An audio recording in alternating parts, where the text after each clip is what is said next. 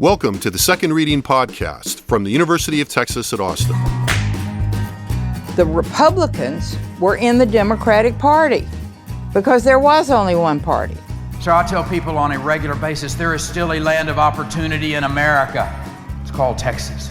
The problem is, these departures from the Constitution, they have become the norm. At what point must a female senator raise her hand or her voice to be recognized over the male colleagues in the room? And welcome back to yet another Second Reading Podcast. I'm Jim Henson, Director of the Texas Politics Project at the University of Texas at Austin. Happy to be joined by Dr. Joshua Blank, Research Director for the Texas Politics Project. Oh, thank you for having me. Well, I feel like we've not dropped your title in here enough. I love that. So, you know, it's a big day for the Second Reading Podcast because it's the last day for second reading bills in the Texas House. Big day. And that is kind of our setup. Yep. We have something of a full agenda for today. We released the April 2025 UT Texas Politics Project poll last week.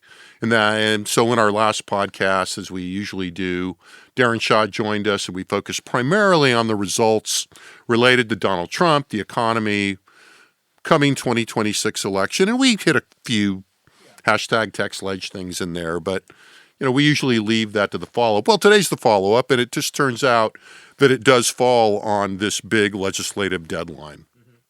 So we still have recent polling results related to the session that we haven't fully mined on the pod. We're here in the inevitable crunch of the last 20 days or so of the session, which ends June 2nd.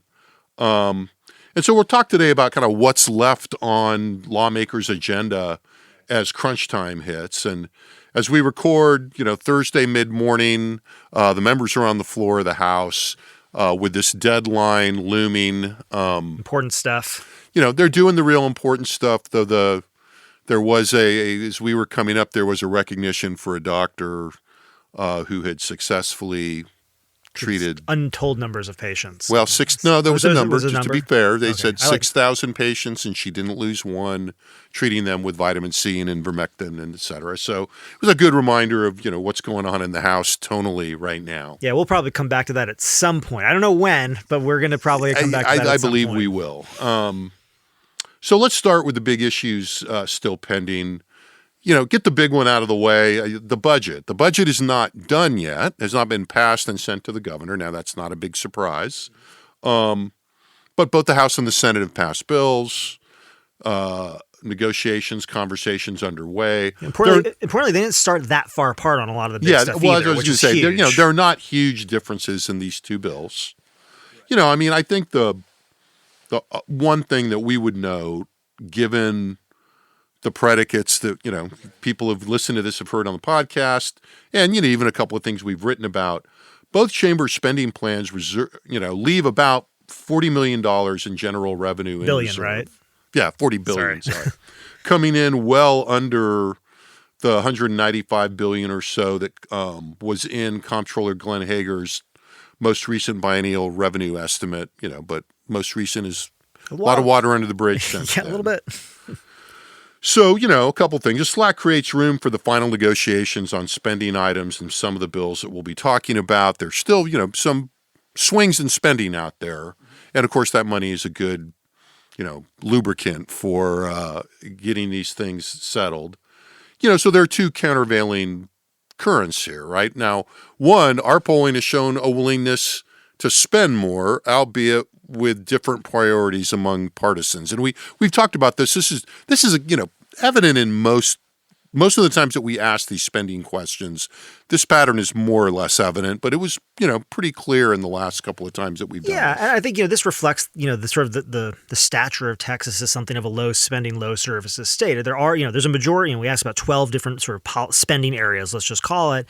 And on 6 of the 12, the majority of voters said that the state was spending too little. Now, when I say the majority, I mean between 51 and 59%. So there's not like an overwhelming close majorities. Yeah, there's not overwhelming clamoring. There's not overwhelming majorities. But on balance, in areas like healthcare in particular, mental health services, infrastructure, water and electric, and basically children in the state's care and, basically K through 12 public education, there's a sense the state could be spending more. But when you look at the views of Republicans, who are the voters for the majority party, the numbers are a lot more uneven. It doesn't mean that there's a lot of sense that the state is spending too much on anything outside of a few areas.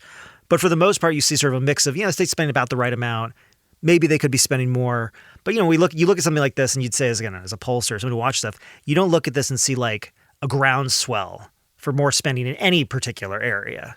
And so I think that gives them a fair amount of flexibility to say, as long as they're, increasing the spending with, inflation, growth, responsibly, they might put it, they're in pretty safe waters, the legislature, that is, with respect to the budget. And there is a partisan pattern in there, right? And the partisan pattern is the Democrats think we should spend more on everything, pretty much, except for the border for the most part. That's a little bit more split. With Republicans, look, there's definitely a concern about water and electric infrastructure. Those are where almost near majorities of Republicans say that the state's spending too little on both of those. Near majorities are saying the state is spending too little on healthcare and mental health services. And so like those sorts of things that are out there, those big things that we've been talking about a lot and that we're probably going to talk about a little more even in this podcast, like they're there. They're just not, this isn't the space where you're going to see anybody, I think, any large share of people in Texas saying like, oh my God, the state needs to really increase its investment in X or Y outside of, I think, these like real core functions. Right. And, with the usual, I hesitate to call it an exception, as you run your finger down the state is spending too little column, the 63% saying too little sticks out among Republicans, and that is, wait for it, border security. Right, but that remember that was in December. Yeah. So it's decreased significantly since then, and so now when we look at the too little for Republicans has dropped down to, where was that now? About 40. About 40. Now again, still a lot, right? And again, this is in the context of ongoing negotiations about reimbursements and all this other stuff. But interestingly, to your initial point, not the highest, right? Because basically water, electric, healthcare, mental health services all over that. All over that, right. Yeah, good point. Okay. So the other, I kind of started that with, two countervailing currents. The other is, and we did a big run on the podcast a few weeks ago about the factors likely to drive a downward adjustment in the expected revenue when the controller circles back around to recertify the budget. And, to be fair, I think, I've kind of been barky a little bit about the fact that nobody really seems to be paying public attention to it, to this fact. But, I would not be surprised if the leadership, are not fairly mindful of this. Yeah, we're going to talk when we get to the public education, where that stands and some of the negotiations on that. And I think there is something implicit in there about what are our ongoing commitments going into the next biennium. Right. And, and again, like any situation like that, part of that, and this is how governance works, right? Part of that is going to be, a clear-eyed analysis or, a policy-driven analysis of, governance. Yeah. The other is going to be, when you don't want to spend on something, it's a good stick. So you probably hear about this selectively in these discussions. Yeah, it's funny. No, it's funny. I was thinking, I went to an event yesterday here in Austin, Axios event, and Kirk Watson was there. And it reminds you of a Kirk Watson statement, which always says, it's easier when you don't have the money. Yes. When you do have the money, everybody wants it. And what's interesting, we're in the situation, as you point out, where wasn't there another $40 billion? And it's like, and the fact that there aren't a bunch of people running around with wild proposals tells you that even if they're not saying publicly what's going on, at least they must know to some extent that money is not like just out there for the taking right now. And of course, look, there's a political element to this right now because it's now seen as partisan. If you're pessimistic about the economy, right, you can't say that. People, it's seen as it can be reduced by people that disagree to a Democratic talking point, quote unquote. And if you're not, if you're sort of seeming like everything's going to be fine, it's much more, seen as being supportive of the president and having faith. And as we've talked about in here in terms of the views of the short-term impact versus the long-term impact of tariffs among Republicans, there's something, that partisan frame has set in. Yeah, for sure. Okay, so that, so the budget is out there. And we should note, I mean, the lack of resolution on this is because it leaves room to make the last minute deals around spending. But so far, I mean, I'm not hearing anything that makes me think it's going to get derailed in any way at the last minute. Are you? I am not in the budget itself. Yeah. Right. Okay. So let's move on to some of the other stuff that's hanging out there that are high priorities. Big one that we've heard a lot about in the last, we're hearing more last week than this week, but is property tax reduction. There are also Senate and House bills on this. There appears to be, a handshake deal on this. I don't think there's not been a conference committee bill spit out on this, to my knowledge. So and the deal that's been reported would include raising the homestead exemption from $100,000 to $140,000 for the residential homestead exemption, and raising that to $200,000 for older Texans, those with disabilities, increasing the business inventory tax exemption pretty significantly. I'm seeing a couple of different numbers. I don't want to quote a fixed number, but basically from low double figures to low triple. No, I mean basically from nothing to like a lot. Right. So I mean whether it's enough or whatever, I'm not an expert. I'm not saying. It's just the difference is dramatic. Right. It's a big It's 10 whatever 1,000% increases. I think the last thing I saw was 20,000 to, and then a couple of different ranges on the figure. Yeah, it's like $500,000 at some. I mean, there's it's not that high. No, it's not that high, but significantly higher. Okay.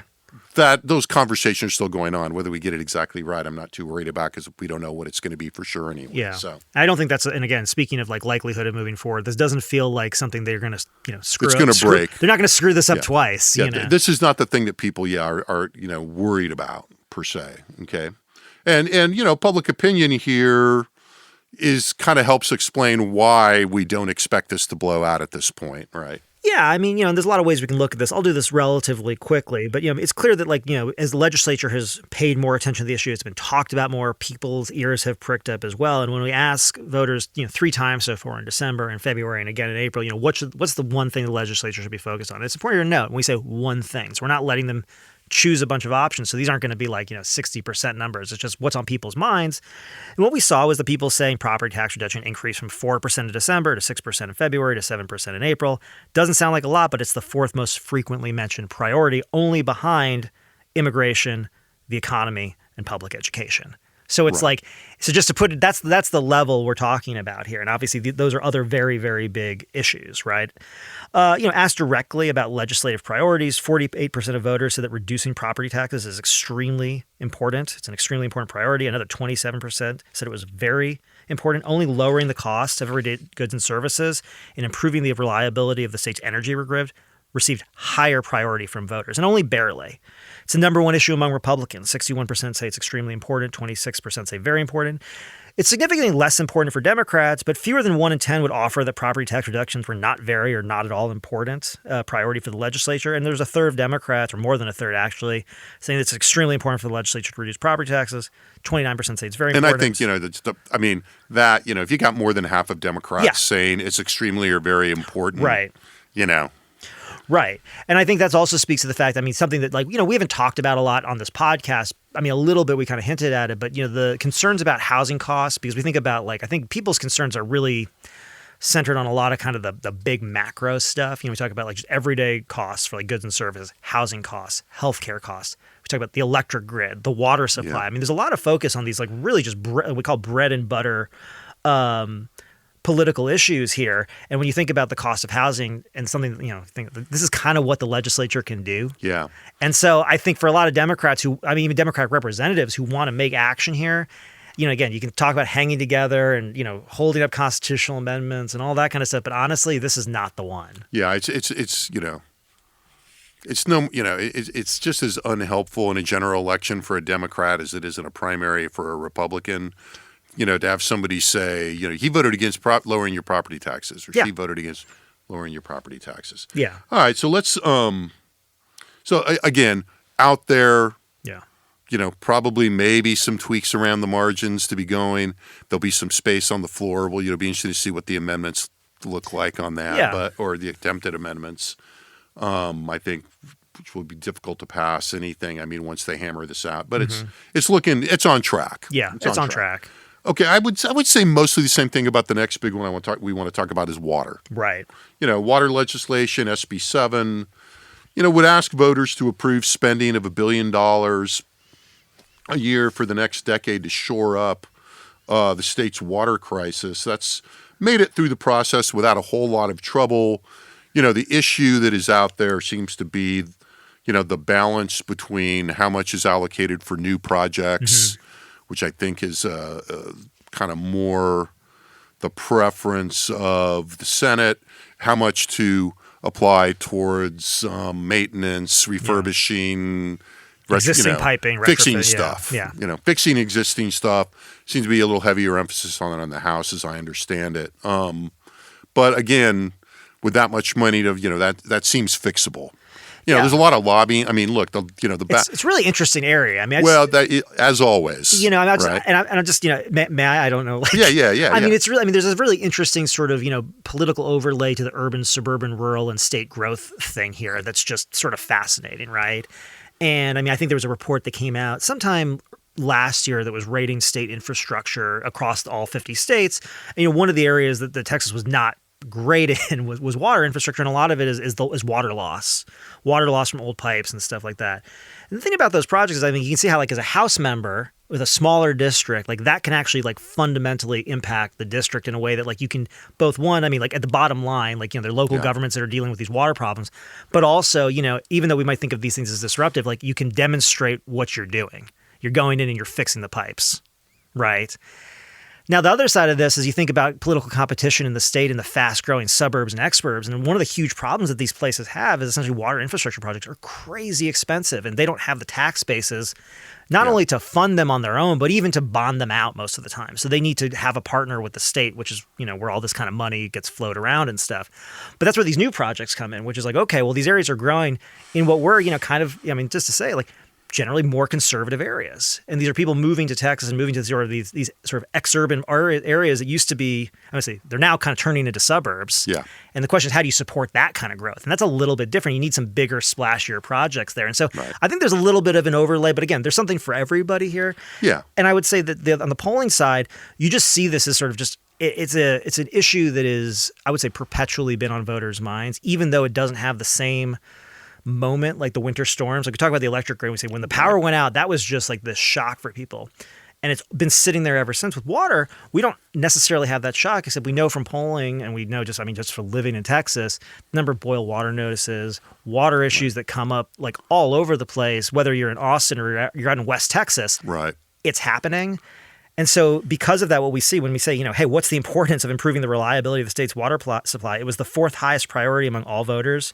47% said extremely important, 32% said very. Again, only property tax reduction, lowering costs, and improving the reliability of the energy grid were rated higher. Right. And there's, you raised a couple of good templates for thinking about competing interests and all that. I mean, the other two, I would add to that. One, regional, right? Because we have areas of the state with lots of water, areas states with not lots of water, areas states with no water, and all of that enters into this. And all the water's owned by whoever's over it. And and then the piece that is also just I was kind of alluding to, the behind the scenes advocacy piece. There are a lot of big players that are very interested in water. From megacorp, the big business kind of piece, to new market entrants and people, desal and all this. So there's a lot going on there. A lot going on there, right? And a whole lot going on. And it's really interesting. A lot of increased attention. I mean, just from the press and the state. Like, I mean, there's been a lot of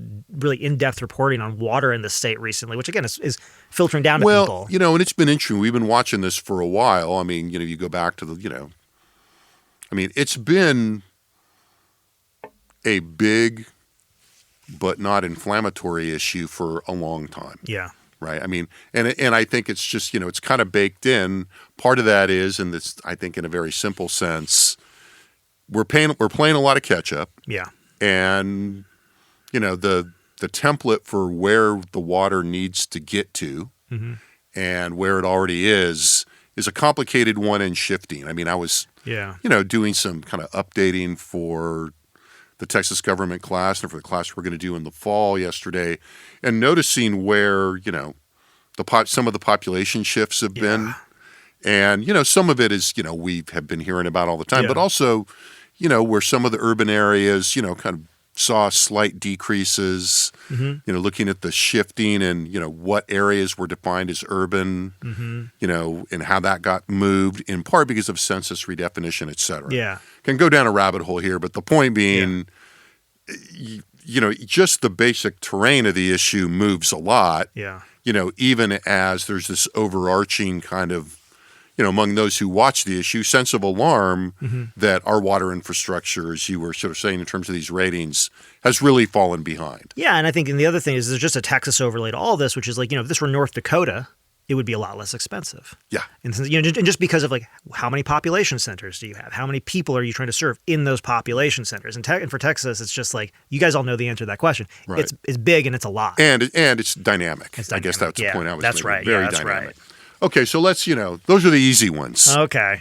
So let's talk now a little bit about public ed funding. I'm hoping you'll include a good explanation of golden pennies in here. No, I'm just kidding. No, I have other math I'm interested in, but I'm not going to. So let's talk about that. Now, the House has passed about an $8 billion bill with a mixture of teacher pay raises and a, now kind of famous, I've seen this figure added up a couple different ways too, but a $395 increase in the basic student allotment. Right. Which would move it just, from $61.60 to $65.55. We started the week with complaints in the House, and maybe it was even over the weekend, voiced most prominently by Jean Wu, Democratic member, and not coincidentally Democratic caucus chair this session, that the Senate hadn't acted on the bill despite their promises to do so, even their protestations that, any kind of, criticism of the voucher bill, had to be tempered by the fact that it was going to be balanced in the school funding bill. So the voucher bill passed, both houses, controversially, two things at once. has already been signed into law, and now the other shoe has not dropped, and it looks like, we're kind of switching from a nice leather boot to a little bit more of a sandal here, but we'll see. Well, so, that has been, that has been going on. And it feels very intentional. Right. And so, Tuesday we started getting reporting out that the Senate had a counter proposal that allocated more money to teacher races. And look, it's not funny, but I will say an almost comically smaller increase to the basic allotment, $55, I think I'll just say, as somebody commented at the time, we'll leave them anonymous, hard not to take that as a little bit of a middle finger. But that said, the other bit of news that dropped yesterday is that, Lieutenant Governor Patrick was roaming around the House floor. I had it on pretty good authority that somebody saw him looking, kind of traversing the Capitol with a staffer or two and security person or two, looking like he was coming from, the vicinity of the Speaker's office. Now I'm not going to say Dan Patrick actually went to the Speaker's office, so not suggesting that. That's almost slander. But point being, a lot of negotiation was going on yesterday, which included Lieutenant Governor wandering around the House floor for a little, not wandering, bouncing around and greeting people on the House floor for a while, and most importantly, Speaker Dustin Burrows not dismissing this reduction in the allocation, saying a lot of moving parts here, a lot of money to move around. We're making progress. Seems okay to me. Can I pause here and just so you said, when we were talking about this, and you said something, and I just want to, and I'm going to Either credit where credit's due, or you're going to throw me under the bus. No, Since I'm sitting here going, what did I say? I want you to talk about, which is just to say, people really want this session to be over. Yeah. And I think that's the thing. This feels like something that could, there's a possibility this could blow things up a little bit. Kind of how much is a little bit. When I say blow up, within the realm of possibility here. Yeah. But it is sort of clear at this point. I'm sorry. I'm thinking about the fact that Burrows made all these promises to these Democrats about what this was going to be. Creighton was spending time, excoriating people for their concerns that they weren't going to fund public ed, and now they're sitting here and they're thinking, like, so are you guys not going to do this? Yeah. I mean, that's kind of the question, and that's why I think GNU's got it. Well, and this is why I about think, this. and it's not that there's a better deal out there, but and the bargaining strategy here is a pretty good one. yeah, I think so. Because look, in the gut level politics of this, Mm-hmm. if you think back to last session, Right. and the kind of stuff you were hearing as the deal was falling apart in the final days of the regular session. Mm-hmm. And the kind of thing going like, look, the people that want to push the voucher bill really don't want to go into a special session to have to do it or to have to continue to Right. balance the voucher bill and the funding bill because they don't want, teachers who are on summer break. And again, Right. teachers out there, I know you work during summer. I got a big summer of work coming up. I get you. Yeah. Right. All things being equal, though, the calculation at the time was, do we want teachers that don't have to be in class from, Right. 8 to 6 showing up to get involved in this and to be in their T-shirts and their signs and stuff in the Right. gallery? And, I think, getting down to brass tacks here, if you're going to say, yeah, what we're going to do is we're going to suggest spending about the same amount of money, but we're going to focus it more on teachers Right. and the reduction in the basic student allotment. Well, it's just going to have to be smaller, but we're doing it a different way. And this is not a policy. I am not. Right. I'm not taking a policy position here. I'm we taking understand a that pure there's a politics complexity position. here about, again, the basic allotment and where that money has to go. And this is about Yeah. making more of that money. Again, so we understand the complexities here about this. Just Yeah, say, without but if- getting, but if- we're talking about the politics. But look, if you're the advocacy team for the teachers, and you're looking to sort of, or in public Right. ed writ large, and you're looking to mobilize people, it's kind of hard to say, hey, look, you guys got your raises, or a lot of you are going to get raises, and there's going to be more money, but they haven't done the other thing. We really got to head back to the ramparts. I'm not saying that teachers aren't sophisticated or even global enough in their views to not get this. Yeah. But it hurts the mobilization effort. It lowers the temperature and complicates it. Yeah, I guess I was, as you were saying that, and the thing I was trying to think about, I'm not sure if it still applies, but does that logic still apply? So let's say they can't reach a deal on, the public ed funding bill, but they move it forward with everything else. Does Abbott call a special session to move On that teacher pay. on teacher pay? Because that could be, that could be pretty inoculating for Republicans going into what's going to be a tough election cycle. Say, no, wait a minute. I think, and that's a good hypothetical. And I think it's sort of how many things. Yeah, right. But teacher pay was an emergency item. Right. And as much as I don't think the governor wants a special session, all things being equal, Right. if I had to guess, I think he would call them back on this. Yeah. Yeah. I just think the politics of it are pretty good for him to do that. And, he's going to be in Austin all summer anyway. Yeah, that's right. Or, when he, Yeah. he has to be based in Austin all summer. Let's put it that way. And, look, public opinion wise, the teacher pay thing does play.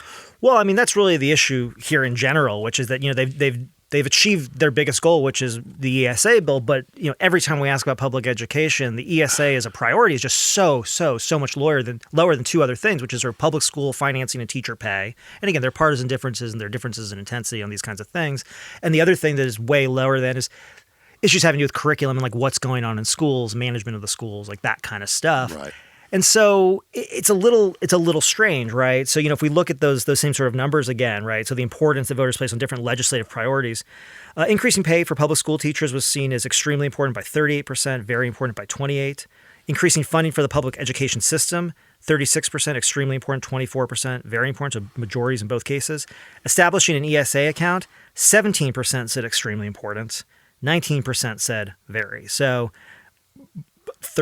36% overall there, saying that. So it's a lot lower. Obviously, among Democrats, we see increasing the pay of public school teachers is actually one of their highest priorities, 57 extremely, 25 very, and increased funding for the system was 57, 27, again, extremely very important. These are the third and fourth highest rated priorities for Democrats after healthcare access and the energy grid. So for Democrats, this is again, this is a good inoculation thing. Whether Republicans, win elections comfortably or by a lot, Yeah. sometimes has to do with some of these little Well, sort and of again, things. this is where these overarching factors that can seem a little cliched and a little too pat actually matter. if you're Governor Abbott or Lieutenant Governor Patrick and you're going into a 2026 statewide election and Donald Trump is in the White House, and at this moment, you know what the historical pattern has been, allowing for the fact historical patterns are not hardwired. But you know that the electoral environment may not be ideal for you, probably won't. Right. When if you're in a general election debate, should you agree to do one, do you really want to have to answer why you didn't give a pay raise to teachers? Not really. That might be the most compelling argument of all, right? In some ways, like, do you really want to explain why you didn't do this for 2 straight sessions? Yeah, because if so, because it's going to be an attack point, right? And it's going to be an attack point that is used to go back to the kind of the previous political mobilization piece to mobilize a group of of voters. And I think the key here to understanding this is that we always talk about agendas and sort of rank ordering of issues and agendas, and the point is that like this is important, but it's not as high on the agenda as property tax reduction for the leadership. It's not as important as water, honestly, for the leadership, and so. What you see is, and when we look at Republicans on that item, and we say among all these agenda items, 11 issues received higher priority ratings among Republican voters than those 3 we already mentioned. Right. So there are slightly more Republicans at priorities, increasing teacher pay than establishing an ESA program, and certainly more for both of those and increasing funding in the system. Right. Doesn't mean that there aren't large numbers of Republicans who again would support and even react positively to increasing funding in the system. It's just not as high of a priority. Yeah. And look, I think as a political frame, much as one can make fun of it a little bit or it's cliched. The basic logic of the 2-step is pretty politically sound, given what we know, all the data you're talking about, the relative popularity of the teacher pay and the overall spending vis-a-vis ESAs, because ESAs, as we know, popular with about half of Republicans, a little more, but not in a way that you want to go. You know what we did for public ed? Yeah. ESAs. Well, it's just not. And then the counterbalance here, and this is really important, I think, for people who sort of have been in listening to these debates go on for years and know, and look, if you know what the state of public ed spending is relative to inflation since 2019, you know a lot, and most people don't. So when we ask Republicans, and when we ask anybody, hey, does the state spend too much, too little, right amount on public ed? Basically, what you see is equal shares. 35% of Republicans say the state is spending either too little or the right amount. 16% say the state is spending too much. Put another way, a majority of Republicans, 51%, say the state is either spending too much or the right amount on public education, which I think in and of itself explains why increasing the basic allotment may be a little bit less essential, maybe a little more fudge room. And look, it's, the implicit joke at the beginning of this, public, the financing of the public education system in Texas is so difficult to understand. It's difficult to understand everywhere, but it's very difficult here. Yeah. And, people have about a 15-second attention span for the stuff that really needs to be explained about this. It's difficult. And look, my heart goes out to, the people we know that advocate in that space. Like, it's tough. Well, and the thing that I keep thinking about, and I've said this to you, and I think you're probably not going to want me saying this because I want to do it, though, because the math is so fun to me, right? Math out, dude. I want to math out for 1 second, right? Because look at it this way. And maybe I'm wrong. I don't think so, though. But if you think about the fact that these, a kid leaves the public school, right? Applies for their voucher, gets their $10,000 voucher, goes off, ESA, goes off, has a great education, right? Now, that money is not coming out of that school's budget directly, but that school's budget is funded by enrollment, okay? So this is why when you say it's almost comically sad. So we can take different numbers, right? We could say, well, what does it cost to educate a student in Texas? Now, a lot of people argue about this. A lot of Republicans will say, hey, we spend $15,000 a student. Well, that's if you include all the potential monies and the federal dollars. Right, which are almost certainly not going to be the same. Right. Or they say, well, it's closer to 10 if you take in the special education, all these other stuff is a better average. And then there's this other number. You're coming up on that 15 seconds I'm almost where people done. check out. I know. And then there's this other number, which would be 6,200, right? Which is like the lowest of the basic allotment, right? Yeah. If it's $55 a student, what you could basically say is, so if a student leaves and they're $15,000, the really Cadillac number, what it means is that the increased allotment of 272 students would then make up that kid's funding gone. Right. Okay, that's a lot. I mean, most of these schools are like 500 to 700 kids. If it's a $10,000 student, Well, that's 181 students, additional $55 to make that up. And if it's a $6,200 student, the cheapest student to educate, it still takes 112 students, $55 allotments to make that up. So that's why it's like almost comic, because of the fact that literally if the program is even barely successful, 3, 4, 10 kids leave the school. In a small school where where again we're talking about like 500 kids, 700 kids in that range. There goes that allotment increase. Yeah, it's gone. So anyway, just interesting math. Yeah, that was good. Okay, thanks. I've been working on it. No, I know. You've been working on it's like a bit. It's a little tricky. Bit. The bit's gotten. The punchline could be a little. Well, bits with math. It's a limited universe. I think we call that. Don't we call that computing? No. Oh.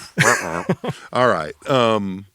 Okay, so let's move on to another issue, and let's go to the, what I have kind of listed in my notes is like the Dan Patrick shot across the bow bills. Right. Now, this shot is kind of sunk over the horizon in a couple places, but we'll see, or in some respects. But that is, 6 weeks ago, 8 weeks ago or so, I'm in the timing of the session. It gets a little fuzzy, but Lieutenant Governor Patrick sent out a signal saying that, there were two things remaining. We're doing good on all this other stuff. We don't get bail restrictions, and we don't get restrictions on THC products, then, he would be driving a special session. And we've talked about that. Right. Footnote for the students that aren't listening to this, Lieutenant Governor can't directly call a special session. A little bit of a cheap shot to say that, because the Lieutenant Governor is in a position He can create one. To create one, or to induce, put it this way, to induce pressure for one significantly, right? So those pair of items, are kind of moving the House in directions. That are certainly on cannabis, and in the longer term on bail restrictions, or if we go back to what. That makes the point, the issue of bail reform writ large. These are not areas where the House is raring to go based on their track record. Let's start with bail reform. Yeah, just to jump off that point though, because I think what people sort of fail to maybe appreciate is that there's been a relatively steady push in the House, really for over a decade now, towards elements of criminal justice reform. Right. And that's generally been a left-right coalition where it's been most successful. Right. Just because, and part of a national conversation. Yeah. Honestly, when that started, that was when I'm saying it's actually over 10 years ago. It's closer to 15 years ago. We're talking about the Koch brothers, when it was the Koch brothers, and the ACLU sort of coming together and saying maybe we could have less people in jail for lots of reasons that we may differ on. And obviously the pot discussion intersects that in a way, even though the issue here is not necessarily that per se. It's the sort of proliferation of these shops. And so because of that, the House has kind of moved in a direction generally of like not trying to put more people in jail if they can help it, on sort of technicalities, on minor drug charges, on things like that. Not always successfully, but there's been like pretty, good faith discussions and movement in the way that things happen in the legislature over time. So that's just sort of the backdrop here to say that when when Dan Patrick says to the House, this is what I expect, it's not necessarily just being received as like, oh, these are just, either one party's talking points, or like this is just a slam dunk.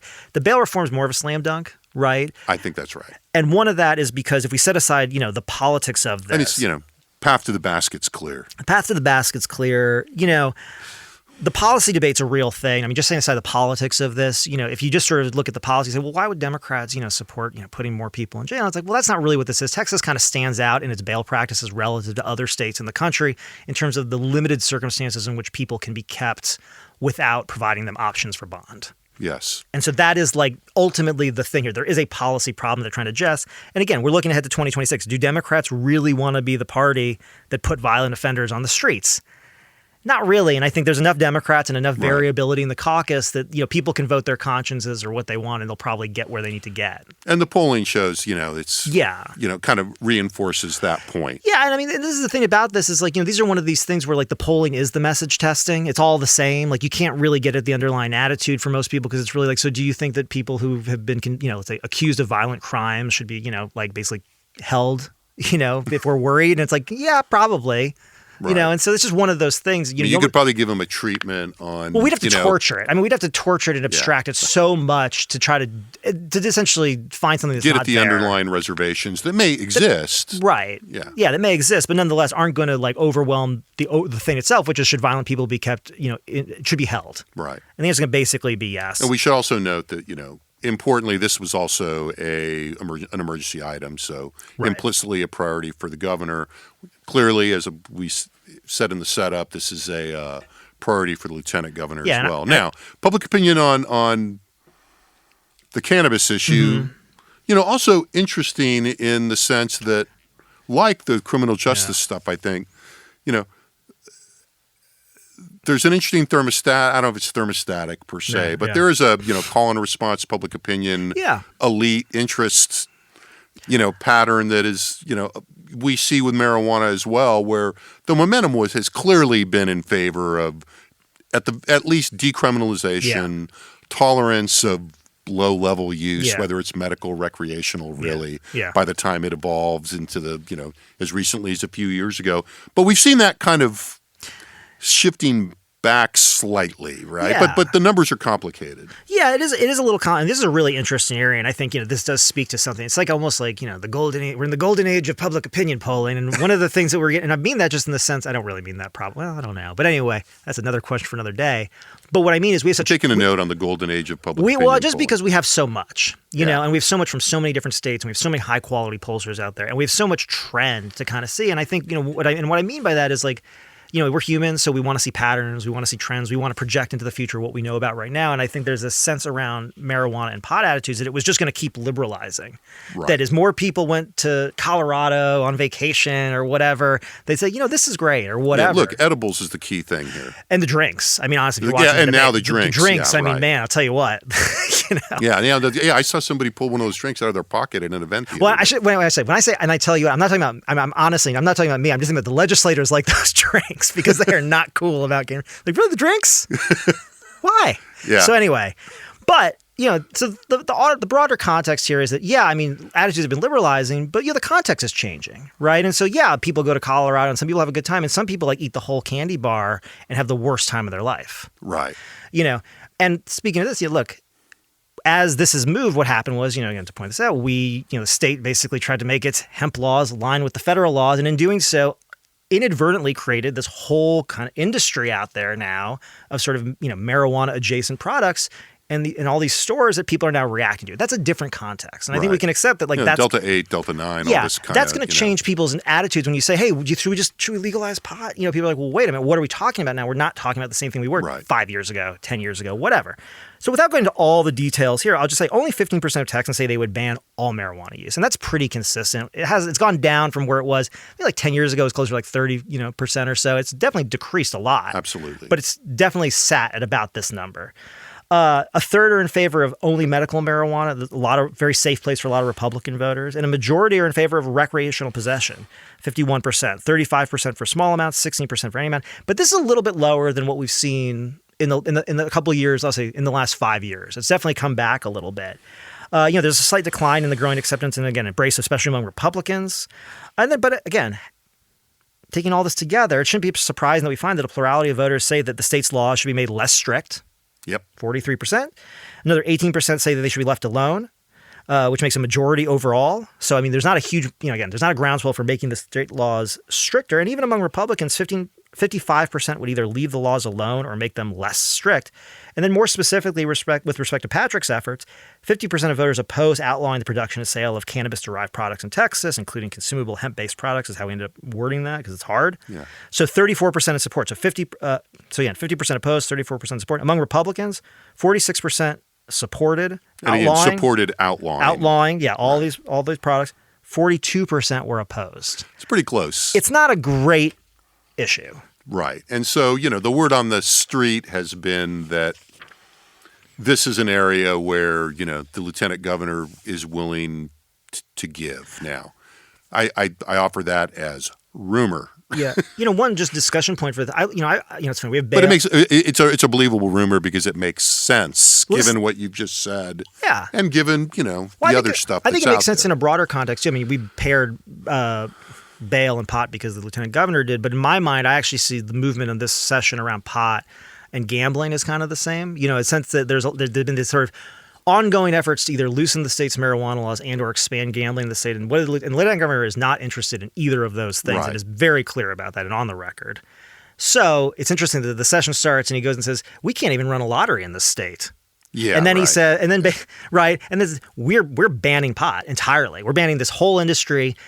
And that's basically, then that becomes the discussion, not how are we going to, you know, expand access or, Right. you know, all these other things. And so it really fundamentally did change the conversation for this session on those two topics. No, I think that's right. And you know, it's a good illustration, should we need this, of the power of the lieutenant governor. Yeah, that's right. That's good. Right. Mental note. And, you know, as an office, this lieutenant governor in particular, not trying to downplay that, but also the office. Yeah, that's a really good, is a really good example of it. Yeah. Okay, there's a lot of other things floating around out there. I think given the way we frame this, we're in pretty good shape, you know, but, you know, the 10 Commandments bill is still out there. Library book restrictions for minors. It's this cluster of kind of, he says religion. It's really Christianity in the schools. Morality, something. Yeah, religious morality / Christianity. Of course, something that is always out there, and not because I think it blows the whole session up, but because it could really very much take up time on the floor at a time now when floor time is pretty dear, and that's abortion. Right. You know, Right. obviously we have tons of polling on abortion, specifically to the three kind of things that are really bubble to the top here, which is sort of these civil enforcement mechanisms related to abortion pill, you know, basically acquisition, distribution, et cetera, and civil enforcement mechanisms related to travel support. And the other is obviously clarifying the circumstances in which someone should be able to obtain a legal abortion, usually due to health circumstances. And on this, I mean, the numbers are incredibly clear. And in fact, you know, the civil enforcement mechanisms were, you know, surprisingly incredibly unpopular. Yeah. Overall, 54% opposed giving people more ability to sue people who they believe have like helped, you know, or who have distributed abortion pills essentially in Texas. 58% were opposed to civil enforcement mechanisms to sue people who provide travel support to people seeking abortions out of state. Among Republicans, the pills were a little bit more popular. The civil enforcement mechanisms for pill distribution, 40% support, 37% opposed. The travel, and this is the liberty thing, really just like you just say liberty. Yeah, this is interesting. Among Republicans, 34% support it, 44% opposed. I looked this up. Among the people who describe themselves as extremely conservative, we have 50% support for the civil enforcement mechanisms for travel, 29% opposed, 55% for the pills. So you see where the push is on that stuff, but it's just not popular. Interestingly enough, clarifying when doctors can perform legal abortions, SB 31 here, was the most popular policy item we tested. So again, the idea that like all these stories going on and the issues with the implementation of the law, well, I think they've probably gone through. And I know, actually, no, I know they've gone through. You know why? 76% support this, 78% of Democrats, 79% of Republicans, and 77% of voters who describe themselves as extremely conservative. And that also, as I recall, scored pretty high. We had it on the science. You know, how much have you heard in the news battery? It was at the top, wasn't it? It was pretty close. It was up there. I'd have to look back. I think it was in the top 3 or 4, though, of the dozen we did. I could be wrong about that. And so that's one of those, you know, if you want to know where the momentum is and where they're actually, you know, where the interest is, it's really much more in this space. And again, to the issues you mentioned about sort of the morality, whatever. I mean, it's clear that the House is, I don't know, it looks pretty clear that the House is okay bottling some of these up. Yeah, I think that's right. For whether from a policy perspective or just from a management perspective, as you point out. And, you know, I mean, you know, which, you know, kind of brings us to some point to a vibe check, right? In terms of, you know, what's going on out there. And, you know, Brad Johnson, who we had on the podcast a few weeks ago and almost certainly have back, in one of the morning mailers from the Texan yesterday, day before, you know, was talking about basically just how cranky everybody is on the House floor right now. I'm, you know, hearing that from multiple sources. And again, look, nothing novel about this that, you know, by as mid-May points towards late May that people are getting tense and irritable, and conflicts that had been, you know, might be suppressed, or comments that you might just keep to yourself, getting a little less harder. to kind of contain yourself if you're in the building. Yeah, I mean, even a few weeks ago, it's kind of, you could already start to see some of this I think in the that's committee right. hearings. I mean, it's getting a little Yeah, testy. and it's pretty rough out there right now. Can we do so. the song thing? I'm ready. Sure. Oh yeah. So yeah. So you ruined it because I was going to give you. I'm sorry. I was going to have it be like. I thought you were going to. I know I didn't give you a lot of time to think about this. Well, but, I've been thinking about the whole time. I haven't been paying any I attention to thought what you we've been seemed a little talking distracted. about. So just to end on a light note, I think it was posted yesterday. A lobbyist, and I was gonna name the person, but I think maybe I won't. But had posted on X, application formerly known as Twitter, an invitation, one of those kind of invitation tweets that I often don't like, but often participate in anyway. But right. and this one was, basically name a song that captures, your essentially, your feeling about your feelings about the session right now, etc. Yeah. And I would have to say, I saw this kind of in the evening. I probably spent an inordinate amount of time wandering around my house doing chores, but really thinking, well, how about, what would this be? So, got a song for the session? If you've been back processing? This could probably be any session is my problem, but it was a quick one. So I'm going to do Waiting as the hardest part, or The Waiting. Oh, is the The hardest Waiting. part. Yeah. A Tom Petty classic. Yeah. Saw Tom Petty perform that song the night of my senior prom. I just watched the Beach House thing. Because I went instead of going to the prom. That's way cooler, though. It also was a way of also, I like to present that as part of my rock and roll past, but it's also part of my teenage anxiety, probably more than my rock and roll past. Well, that's growth. It was easy. That's what that is. It was easier to take somebody to the Tom Petty show that wasn't at the high school than to figure out the dynamics of all that nonsense. Hey, man, you had it up here, huh? So there you go. So I couldn't really, I couldn't. I cycled through a lot of things, and I'm just going to go. This is my latest, but I haven't committed to a tweet. I was going to let you do one or two if you want. That way lies madness. But what I really settled on is, what really captures it is a very obscure song called "For the Turnstiles" by Neil Young, which is from Neil Young's. It's from "On the Beach," which is for those of you which will be most of you that are not going to be familiar with the ins and outs of the Neil Young catalog. But it's it's an album from about 74, and it's got Neil Young standing on a beach looking out at the ocean. All you see is his back. I think he's wearing like this yellow jacket. And there's kind of an umbrella on a beach, and there's a newspaper that's like just been left there upside down, and it's like Nixon resigns is the big. But For the Turnstiles is it's a very dour song about spectacle and self-aggrandizement, I think, and disappointment. Anyway, we'll have it played on the way out. Right? Yeah, I don't think we can do that. I don't know if we can use. I don't know if it's an ASCAP violation. We can probably get fair use of maybe 10 seconds of it. But if not, we'll link our songs on the Texas Politics Project website where this post will live. If you're listening to this on a platform, we'll also have data. So just go to texaspolitics.utexas.edu. Podcast will be linked on the front page. Also, last week, all this stuff, obviously there's a ton of data here. We put together a post just real quick on the site that really laid out all the spending priorities overall among Democrats, Republicans, and those voters who describe themselves as extremely conservative. Spending priorities, policy priorities, and policy support and opposing. Right, just, and it's just the big meaty tables. But if you're interested in any of those ones, on the left-hand side, you click on any one of those labels. It'll take you to the results. You can look by any group, whatever. But that's all there if you're kind of at the last minute looking for it all in one place. If you're making those last-minute pitches to your, to legislators or clients, or you're just sitting there in the gallery or watching, your devices and you're bored during a point of order decision or, some chubbing that's difficult to pay attention to, numbers. Go look at some public opinion on your issues. Yeah. So with that, thanks again to our excellent production team in the Dev Studio in the College of Liberal Arts at UT Austin. Got the summer crew here, and they're excellent. Thanks to Josh for being here. Most of all, thanks to you for listening, and we'll be back soon with another Second Reading podcast. The Second Reading podcast is a production of the Texas Politics Project at the University of Texas at Austin.